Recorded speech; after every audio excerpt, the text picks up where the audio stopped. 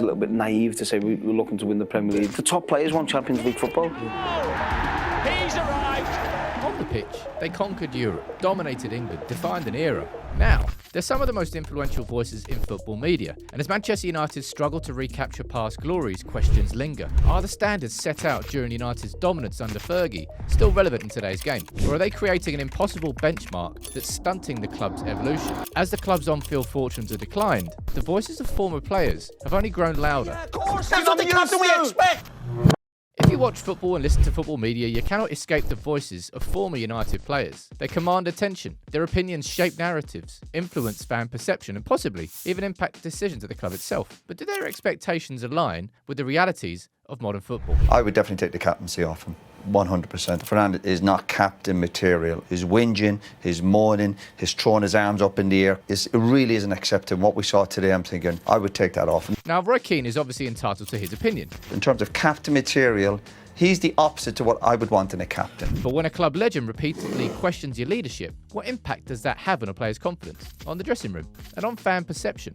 I see fans at matches, they're singing for Bruno. I say, these boys, I think you're fucking imposters. Keane's criticisms extend beyond just leadership qualities. His standards almost kind of feel impossible to live up to. Maybe they are. We've never replaced Roy Keane. Is it fair to hold today's players to benchmarks set in a different era of football? It's an important question, under different financial landscapes and with different competitive dynamics. And I'm going to start with Bruno Fernandes because honestly I've had enough of him throwing his arms around at his teammates. I've had enough of him not running back. Perhaps the most unfair, though, of all criticism on Bruno came in the 7-0 loss to Liverpool when Gary Neville said the following. When in reality, Bruno was in fact looking to the manager who was sending on subs and asking for instructions on where he needed to be now for the team. At worst, what Neville said was a malicious fabrication. At best, it was a clumsy mistake he made whilst emotional.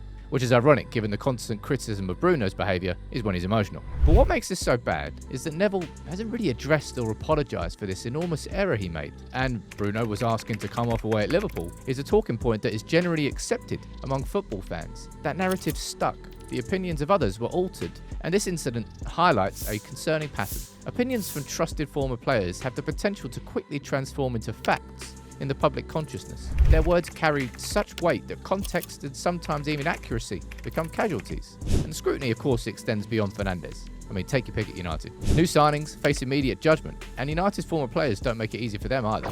Juventus got rid of him. He wasn't good enough at Juventus. He's obviously not been good enough at Bayern Munich, and he's coming to us as almost like a second-rate defender now. Before De Ligt even arrived at Old Trafford, Scholes had already labelled him a second-rate defender. Now consider that psychological impact of arriving at a new club with such a narrative already established by one of its greatest ever players. I don't think it helps. I couldn't wait to get De Ligt in instead of Maguire. In all honesty, I'm not sure it's that much of an upgrade. What's notable here isn't just a criticism, but the speed at which that judgment is passed. De Ligt was written off before even putting on a United shirt. Is that fair? I haven't liked what I've seen so far. Really? Did you see the Southampton game?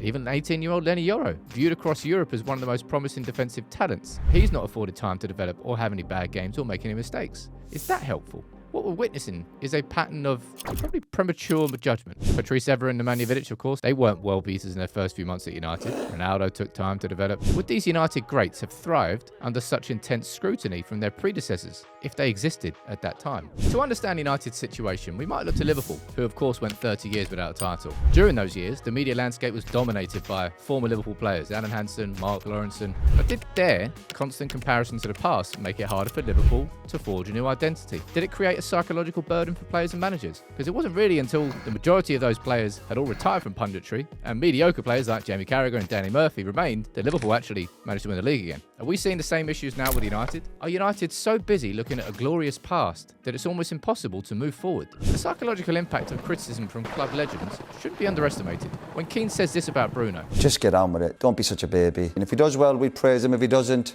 then he better be ready. it's not just analysis, it's judgment from United royalty. Sports psychology emphasises the importance of a positive environment for peak performance. Constant criticism, especially from revered figures, does create a pressure that may well be counterproductive. Now consider the managerial churn at United since Fergie's departure. Moyes, Van Gaal, Mourinho, Ten Hag, all arrived with strong reputations, all departed with damaged ones. Is it a coincidence that each struggled under the microscope of former players and the pressure boiler situation that is Manchester United? Or are these ex-players directly directly or indirectly, are they contributing to the instability? We've even seen signs of the same thing happening to Amrim already. Maybe, I think that is a little bit naive to say we're looking to win the Premier League, because from where they are now, they're a long way off that.